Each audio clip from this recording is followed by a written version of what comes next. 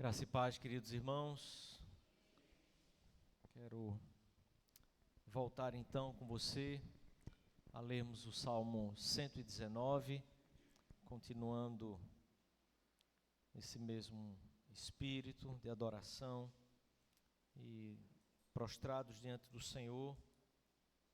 Eu quero chamar você a ler a palavra de Deus e também orarmos para que o Senhor nos conduza aqui e orarmos também pela irmã que nós estaremos orando durante toda essa semana, que para você ela é Sevé, para mim ela é Maninha, não é? Então, Salmo 119, eu quero meditar hoje com você a partir do versículo 41, esse bloco de versículos até o 48, são 8 versículos que nós meditaremos, mas eu quero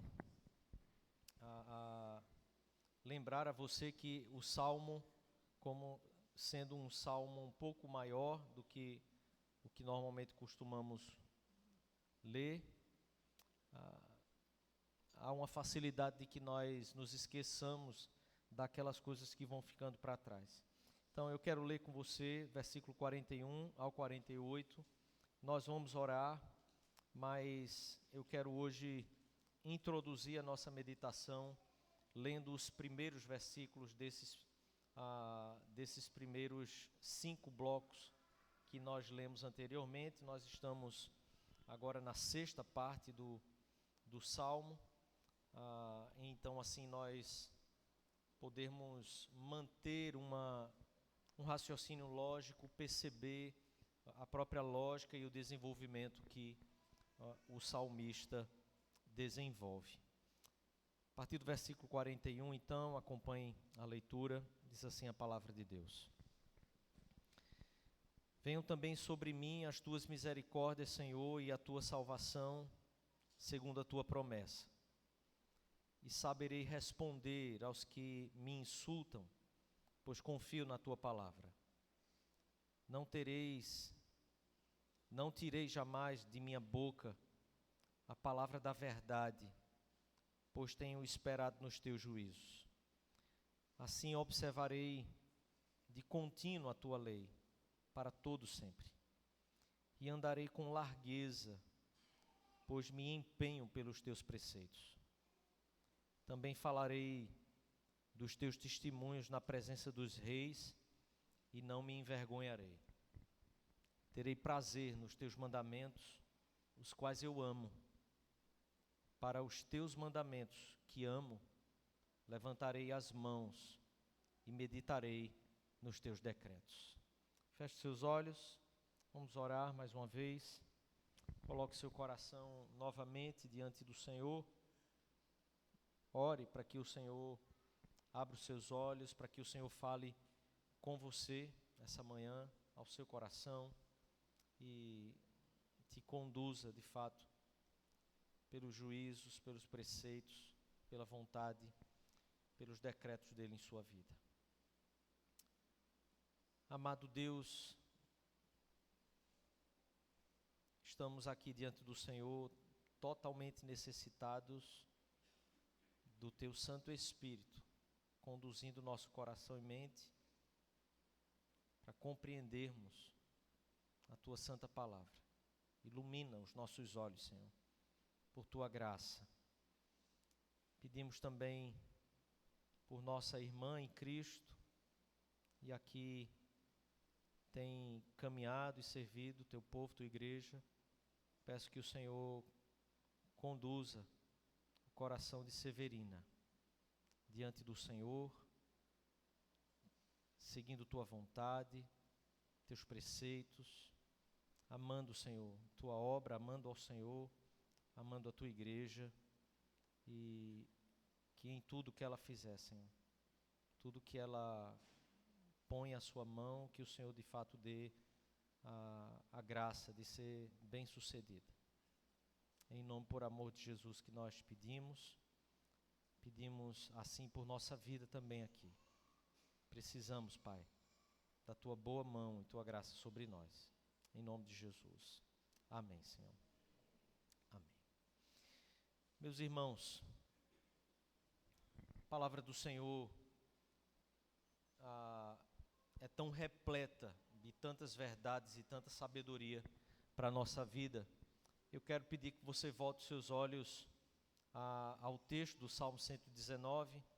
Nós iniciamos e quero então assim ler o primeiro versículo, o 9º versículo, o versículo 17, 25 e o 33, para que nós possamos caminhar dentro desse mesmo raciocínio que o salmista desenvolve em todo esse salmo. O salmo começa com o salmista dizendo: bem-aventurados os irrepreensíveis no seu caminho, que andam na lei do Senhor. No versículo 9, o próximo bloco de versículos, o salmista questiona de que maneira poderá o jovem guardar puro o seu coração, e responde observando segundo a tua palavra. Então observe que nós pensamos aqui nesse primeiro bloco sobre a própria palavra de Deus, a suficiência da palavra de Deus. Vimos o quanto que a palavra de Deus é de fato tudo aquilo que nós precisamos, que o homem precisa, não apenas aqueles que tiveram essa palavra revelada em seu coração, mas que a palavra de Deus é que rege, que conduz todas as coisas. E fizemos aqui uma relação com o próprio Salmo 19, que trata sobre essa revelação natural de Deus, mostra como Deus se revela em toda a criação, mas que a palavra dele é aquela que de fato pode restaurar o homem à sua origem, àquilo que Deus criou, aos propósitos aos quais Deus o criou. A partir do segundo bloco, versículo 9, nós tratamos aqui sobre a própria santidade, ou o caminho da santificação que nós devemos andar e fomos chamados a andar por esta palavra de Deus, que é quem restaura a nossa alma. Essa palavra que nos restaura a alma, que nos leva de volta àquilo que originalmente Deus nos criou, é a palavra também que nos conduz no caminho de santificação, ou na santidade que o Senhor nos chamou a viver. Versículo 17, o salmista diz: seja generoso para com o teu servo, para que eu viva e observe a tua santa palavra.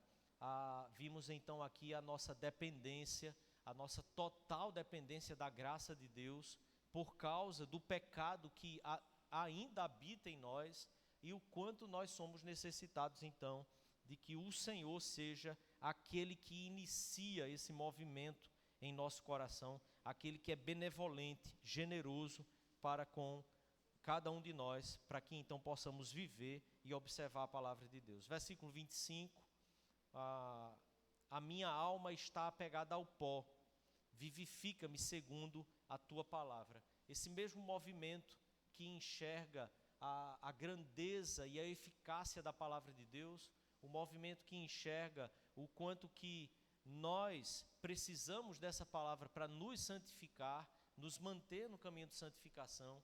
Somos necessitados para que essa palavra seja que opera em nós sempre o primeiro movimento, para que nós possamos observar ou guardar essa mesma palavra. Também é aquilo que conduz o nosso coração, o coração do ser humano, conduzido pelo Espírito de Deus, a enxergar o quanto que nós somos pó, o quanto nós somos pecadores, o quanto nós somos miseráveis, quando essa palavra de Deus é aquilo que o nosso coração se depara com ela. Quando o nosso coração é confrontado por essa palavra, o espírito do homem, então, ele clama pela misericórdia de Deus, reconhecendo o quanto que nós somos afligidos pelo nosso pecado e tão necessitados dessa palavra.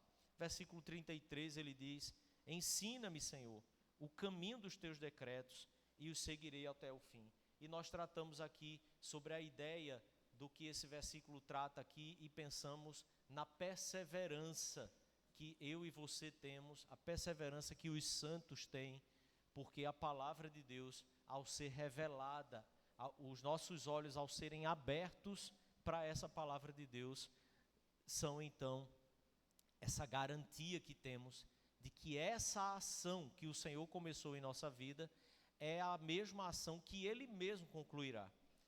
O perseverarmos até o fim, o chegarmos até aquele grande dia, não é obra fruto do nosso esforço, mas é uma obra produzida e fruto somente da soberania do poder de Deus que está em Cristo Jesus. E vimos que o apóstolo Paulo diz que a boa obra que o Senhor começou em nós, Ele há de concluir. Vimos que o Senhor Jesus mesmo diz que Ele não abrirá mão, Ele não jogará fora, não lançará fora todo aquele que o Pai o deu.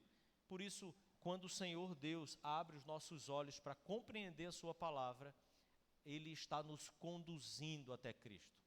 Quando o coração do homem é aberto por Deus para compreender a sua palavra, nós precisamos, de uma vez por todas, compreender. O Senhor está nos conduzindo até Cristo Jesus. E diante dele nós precisamos rogar exatamente aquilo que está no versículo 41. Eu peço que você volte então os seus olhos ao texto que é o texto de nossa meditação hoje. Esse bloco de 8 versículos, agora nos conduzindo, ou abrindo a temática desse bloco, dizendo: venham também sobre mim as tuas misericórdias, Senhor, e a tua salvação, segundo a tua promessa. Observe, todo o movimento que é feito no raciocínio do Salmo, agora se encontra em um determinado ponto, que é essa doutrina que nós cremos da salvação somente pela graça, somente pela ação misericordiosa de Deus sobre a nossa própria vida. Você sabe, querido, que isso é um tema, como disse aqui, diante de todos os outros, caríssimo para a Igreja Reformada.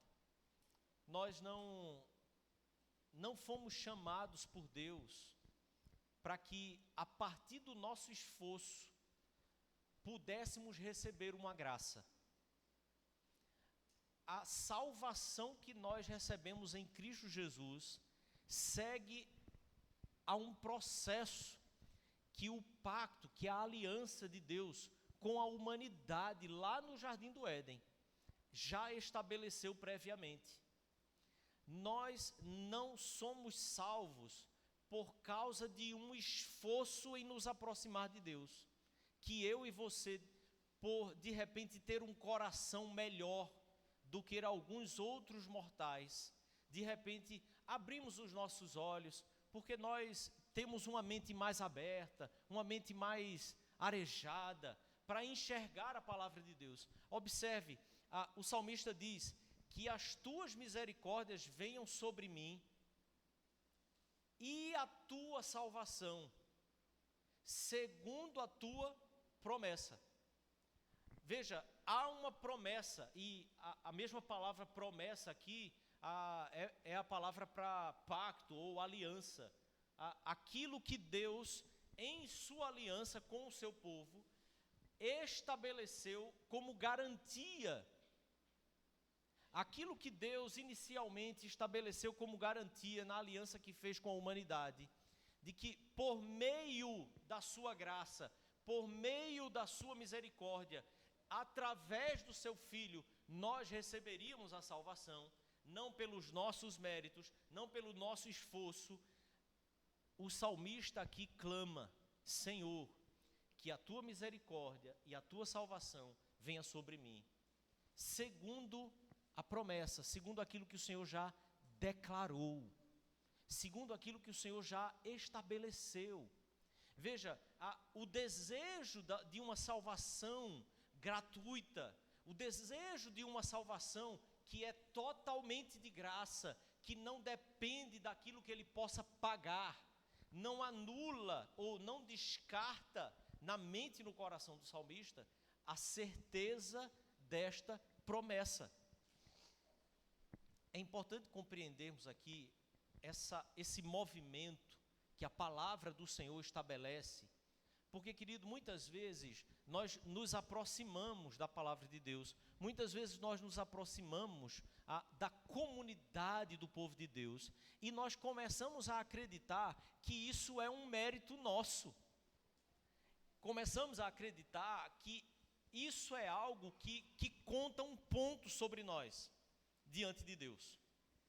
Como se esse movimento de agora ler um pouquinho mais a Bíblia, ou ler a Bíblia algumas vezes na semana, esse movimento de frequentarmos e estarmos nos ambientes onde o povo de Deus tem congregado, tem se relacionado, muitas vezes o nosso coração escorrega nessa falácia, nessa mentira, acreditando que por estarmos vivendo assim, seja você, querido, alguém que se aproximou há pouco tempo, seja você alguém que já anda na comunidade cristã há décadas, o nosso coração está sempre sujeito a essa falácia de acreditar que nós temos algum mérito, algum ponto contando sobre nós, simplesmente porque temos feito aquilo que deveríamos fazer.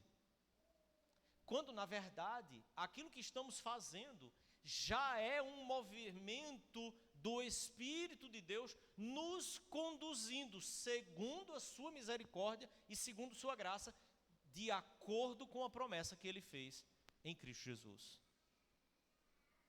Eu e você precisamos constantemente lembrar ao nosso coração se tenho andado, se tenho feito, se tenho estado, seja entre o povo, seja com a palavra de Deus, seja buscando fazer a coisa certa. Isso não é o que garante a minha salvação. O que garante a minha salvação é que os meus olhos sejam abertos, que o Espírito de Deus mova o meu coração a se curvar completamente diante desta realidade profunda e maior do que aquilo que nós mesmos somos. Deus nos salva em Cristo Jesus e esse mérito é totalmente dele. Não é por causa daquilo que eu sou, não é por causa daquilo que eu faço ou daquilo que eu tenha feito, mas a salvação, ela é pela graça somente. E talvez, queridos, muitos de nós precisemos rever os nossos próprios caminhos para que tenhamos a convicção e a certeza se de fato é pela graça que nós temos andado, na confiança dessa misericórdia e dessa aliança, se é nessa confiança que temos andado, ou se temos andado com a postura religiosa somente, daqueles que acreditam que o fato de andar corretamente, o fato de estar andando certo, isso é o que dá a ele a garantia, isso é o que dá a você a garantia de uma relação com Deus ou de uma salvação eterna. Aqueles que se apoiam em seus próprios méritos, aqueles que se apoiam no fato de andar de acordo com a lei, está esperando que a salvação venha pela lei de Deus e não pelo sangue de Jesus Cristo. Versículo 42.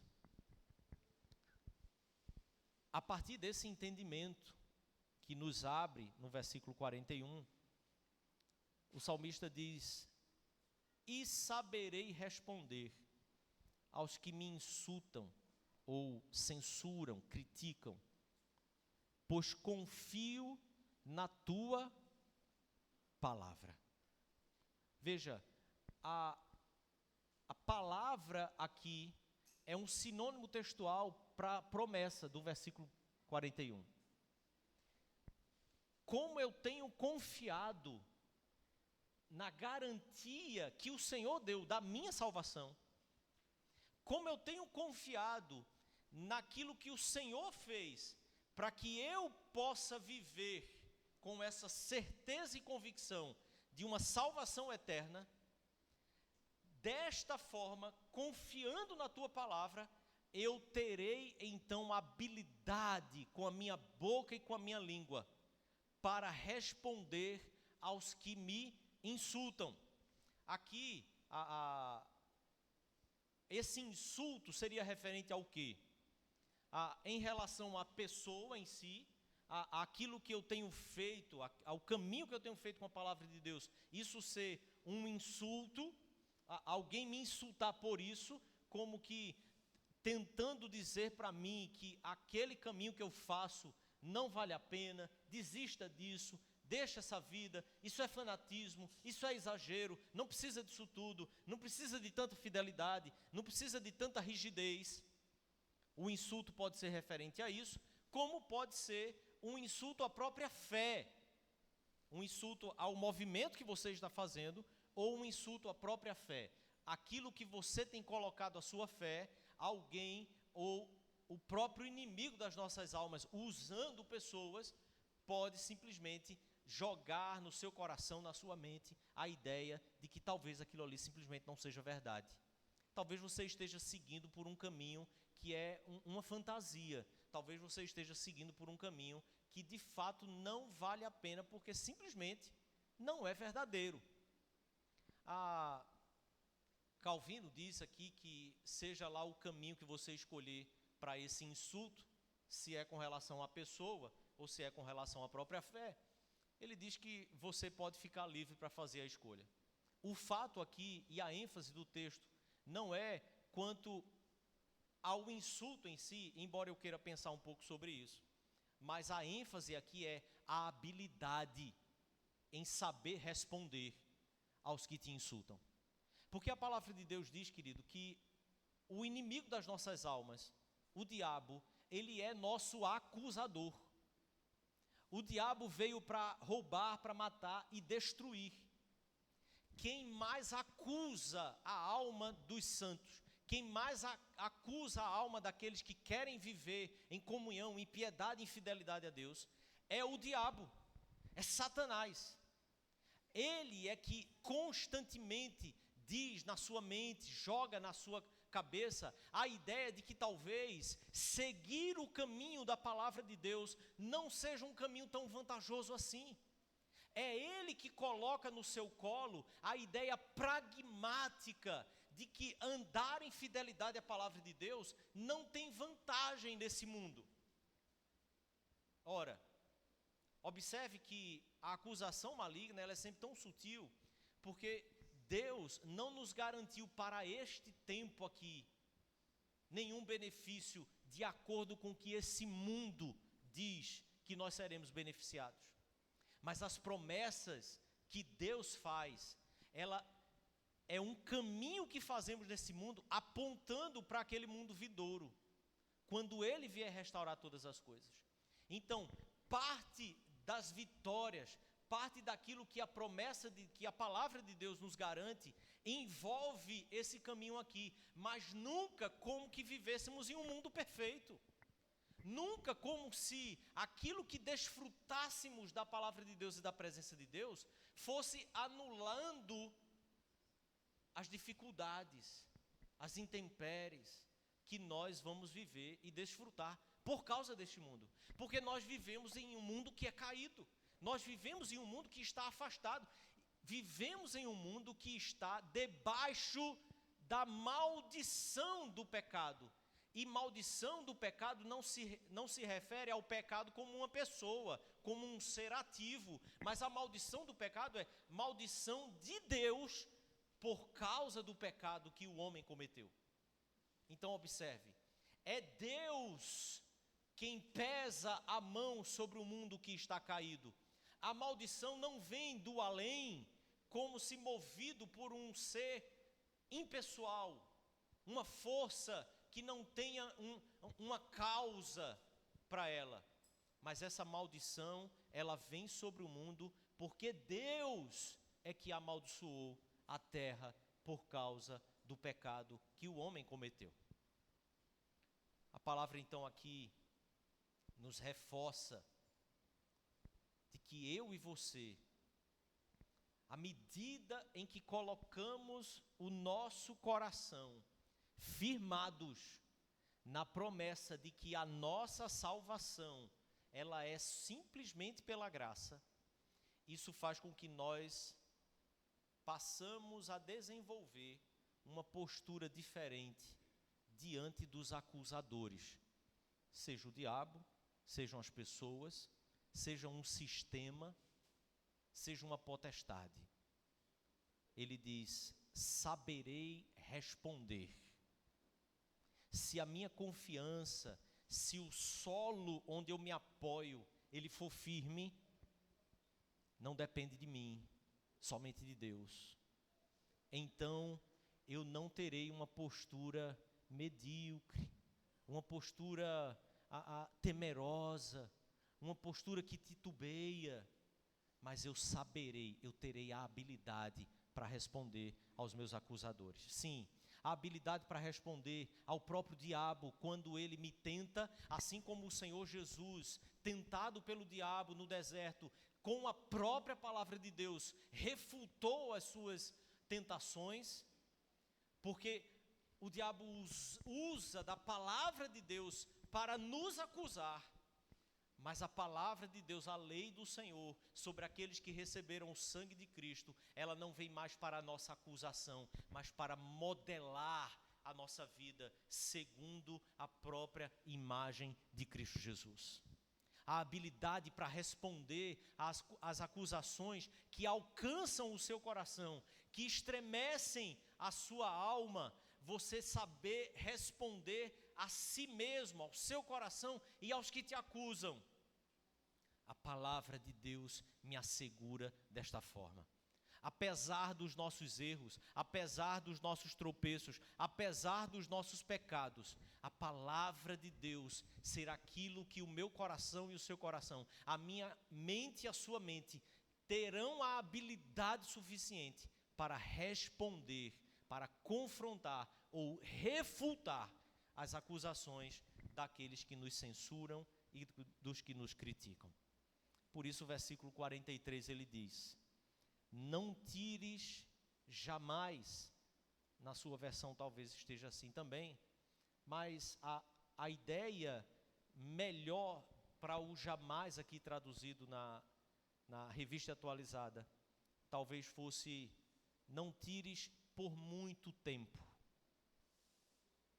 Não tires por muito tempo de minha boca a palavra da verdade, pois tenho esperado nos teus juízos ou sentenças. Observe, quando lemos juízos, talvez a nossa mente não se remeta imediatamente aos decretos de Deus. Mas quando a palavra sinônima, que seria sentença, para a palavra hebraica, nós já temos então a predisposição de compreender que naquilo que ele tem esperado, são as sentenças que o Senhor já deu. Todo um processo de julgamento segue-se. A sentença é quando acabou todo o processo. A sentença do juiz saiu, está resolvido o caso. O que o salmista diz é: eu tenho esperado naquilo que o Senhor já resolveu. Eu tenho esperado naquilo que são os teus decretos. Eu tenho esperado naquilo que não sofre a influência das contingências da vida. Eu espero, Senhor, a minha confiança está naquilo que eu sei, que o Senhor já determinou por toda a minha vida e por toda a história. Mas então, o clamor do salmista aqui é: Senhor, não me permita que por muito tempo a palavra da verdade saia da minha boca. Não permita que, em meio a essas acusações que eu sofro, não permita que, em meio aos insultos que eu sofro, eu seja tão abalado que a palavra, a habilidade em responder com a palavra da verdade, ela fique muito tempo fora de minha boca. É um reconhecimento de que nessa luta, mesmo que a nossa confiança esteja naquilo que é totalmente correto e verdadeiro, nós somos humanos suficientes para ainda assim sofrermos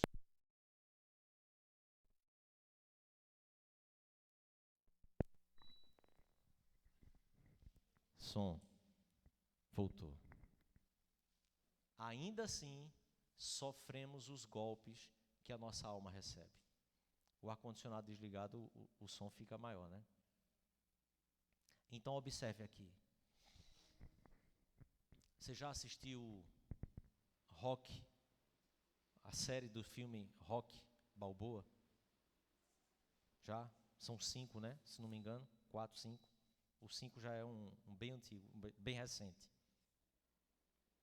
Quando ele já está agora conversando com o filho dele, já grande, o filho dele questiona ele quanto a como ele conseguia viver as lutas que ele viveu, porque o filho, por ter sido criado um tanto distante do pai, não adquiriu a mesma habilidade, as mesmas forças para enfrentar as dificuldades da vida.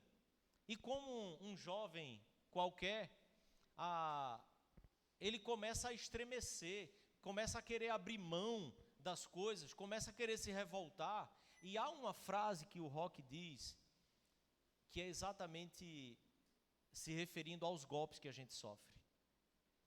De que o mais importante não é você saber bater, mas é o quanto você aguenta os golpes, o quanto você aguenta apanhar, o quanto você aguenta levar as pancadas, cair e levantar de novo.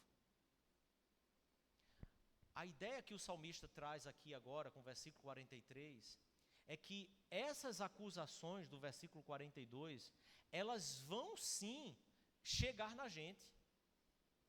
Nós não criamos um campo de força que vai nos blindar completamente de sermos atingidos. Mas a nossa confiança naquilo que é verdadeiro e naquilo que não muda, que é a promessa de Deus, o pacto que Ele tem com o seu povo, a sua palavra, a nossa confiança nisso fará com que nos levantemos todas as vezes, fará com que os golpes possam nos alcançar, mas nós saberemos assimilar cada um desses golpes e nos levantemos novamente. A vida daquele que quer viver em piedade, a vida daquele que quer caminhar em obediência fiel à palavra do Senhor, é uma vida de pessoas que vão sim tomar os golpes, receber as pancadas, mas ainda assim eles encontrarão a força suficiente para levantar, porque simplesmente não depende de nós, mas do poder do Espírito de Deus, a presença de Deus, a aliança que o Senhor tem, o pacto e as promessas que Ele mesmo já nos deu, e é nisso em que a nossa fé está firmada. A força não vem de nós, vem do Senhor. Versículo 44, então ele diz assim: assim, veja, remetendo a tudo isso, que versículo 41, 42 e 43 tratou, ele diz, assim, ou então, observarei de contínuo a tua lei para todo sempre. A ideia então agora é de observar aqui assim como ele trata sobre sentença no versículo 43, agora o observar a tua lei seria, agora eu guardarei a tua lei sob custódia. Agora eu também serei aquele que protegerá a tua lei. Veja, isso é defesa da fé. A defesa da fé, que é para a minha própria alma, minha mente e coração, eu usar a palavra de Deus para me defender das acusações que são contra mim mesmo, mas a defesa da fé no sentido de defender essa lei daqueles que dizem sobre ela que ela não é verdadeira, que ela não tem sentido, que ela não passa de uma invenção de homens. A defesa da lei do Senhor. Eu observarei essa tua lei de contínuo e para todo sempre. Observe então 45. E andarei com largueza, pois me empenho pelos teus preceitos. A ideia aqui é um andar amplo. O que seria esse andar amplo? Aquele que defende a lei do Senhor, aquele que agora passa a defender a própria fé, ter um andar amplo. Imagina um navio, querido, um transatlântico, descendo aqui a ladeira da rua Eurico Chaves. Eu ia dizer Emílio Ribas. Por que esse nome? Imagina um transatlântico descendo aqui. Chamaria nossa atenção? Ou não? Eu conheço umas pessoas que ficariam só olhando assim. Não teria nem aquela cara de espanto, né? Mas normalmente, você ficaria chocado com aquilo. Isso seria um comentário em todas as mídias. Sim ou não? O andar com largueza é aquela pessoa que de repente ela começa a andar e você diz assim: que pessoa grande, que pessoa que se destaca, que pessoa que chama a atenção. Sabe assim, reunião do Pedras Alfa, aí entra Neves. Chama a atenção. Olha, o salmista está dizendo que a confiança que ele tem, aquela do versículo 41, da misericórdia do Senhor, a salvação que vem por essa misericórdia, e ele confia nessa promessa. É aquilo que faz ele andar, como o salmista diz, altaneiramente. Eu andarei com largueza na defesa da tua lei. Eu andarei com largueza na defesa da fé. Eu andarei com largueza defendendo a verdade que está expressa na tua palavra, porque ela é que restaurou a minha alma. Eu andarei não como um pobre coitado. Imagina, querido, que muitos cristãos, muitas vezes, têm pregado uma ideia de que o ser cristão no mundo é ser aquela pessoa que todo mundo pode bater. É ser aquela pessoa que ela chama atenção porque ela é muito franzina no seu caráter, na sua postura. Ela é sempre muito assim, coitada. Essa ideia é completamente oposta.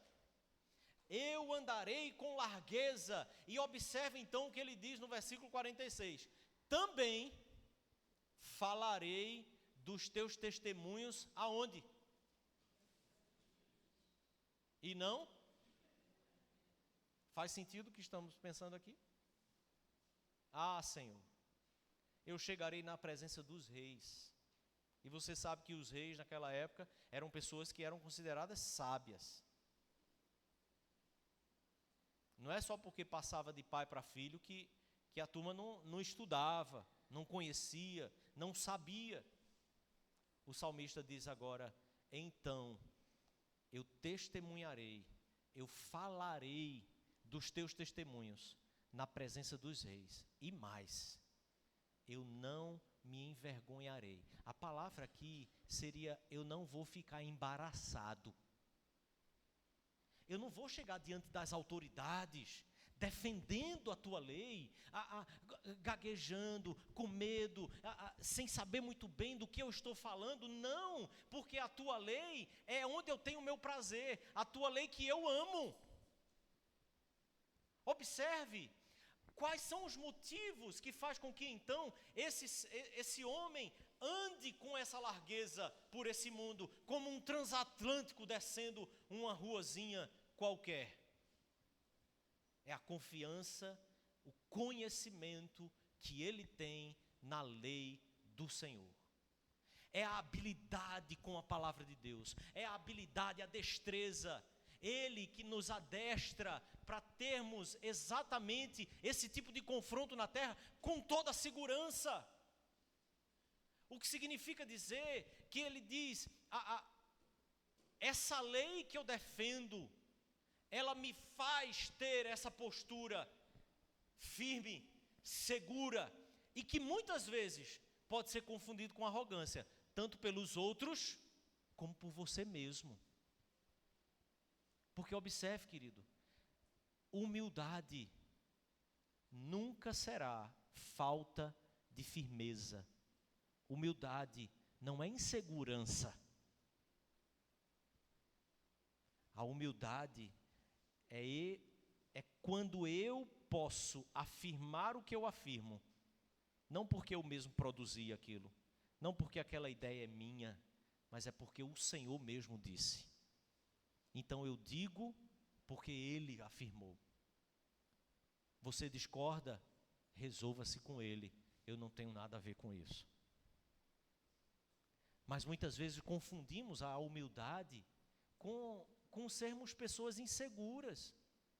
E a nossa insegurança, querido, ela está na inabilidade que temos com a palavra de Deus. A segurança na fé, a segurança da garantia que o Senhor deu. Quando eu e você somos inseguros nisso, de fato, é difícil andar com largueza por esse mundo. Então, versículo 47 e 48, para finalizar, o salmista diz: terei prazer nos teus mandamentos, os quais amo. Para os teus mandamentos, que amo, levantarei as mãos e meditarei nos teus decretos. Agora, o salmista encerra esses 2 versículos como quem se refere à lei do Senhor como sendo o próprio Senhor, o próprio Deus. Diante do Senhor, no seu santo templo, ele levanta as mãos para adorar. Ele diz: para os teus mandamentos, que amo, eu levantarei a mão e meditarei nos teus decretos. A palavra de Deus é Deus falando. E quando Deus fala, eu adoro. E quando Deus fala, eu medito naquilo que Ele falou. E por isso, então, para os teus mandamentos que amo, eu levanto as mãos. E para esses mandamentos, e quanto a esses mandamentos que amo, eu medito nos teus decretos. A ideia aqui é que Ele está tornando uma coisa a outra. Porque eu e você precisamos compreender de uma vez por todas que quando nos aproximamos das Sagradas Escrituras, Bíblia Sagrada, nós estamos nos aproximando de Deus. É preciso lê-la com reverência, é preciso lê-la com temor, é preciso lê-la confiando. Deus está falando comigo. Ela é o próprio Deus a falar comigo. Quando nos aproximamos dessa palavra, assim, passamos a adquirir amor por essa palavra. E tão somente a piedade é um caminho que eu e você nos tornaremos cada vez mais habilidosos, destros, para poder caminhar nela. Para que eu e você, então, possamos participar da mesa do Senhor, querido, eu peço que você feche os seus olhos agora mais uma vez, curve a sua face.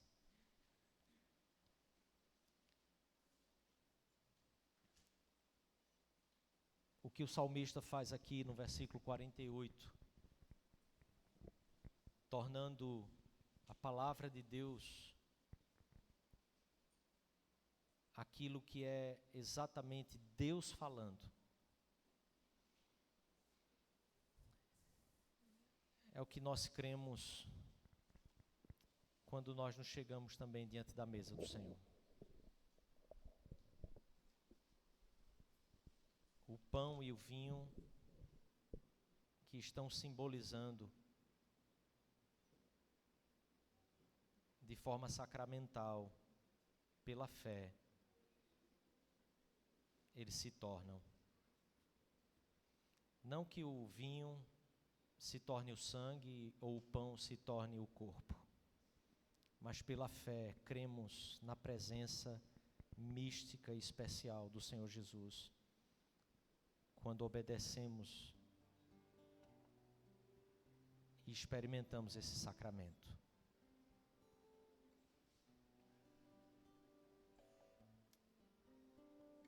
Examine sua alma, querido, examine seu coração. Examine onde você tem posto sua fé.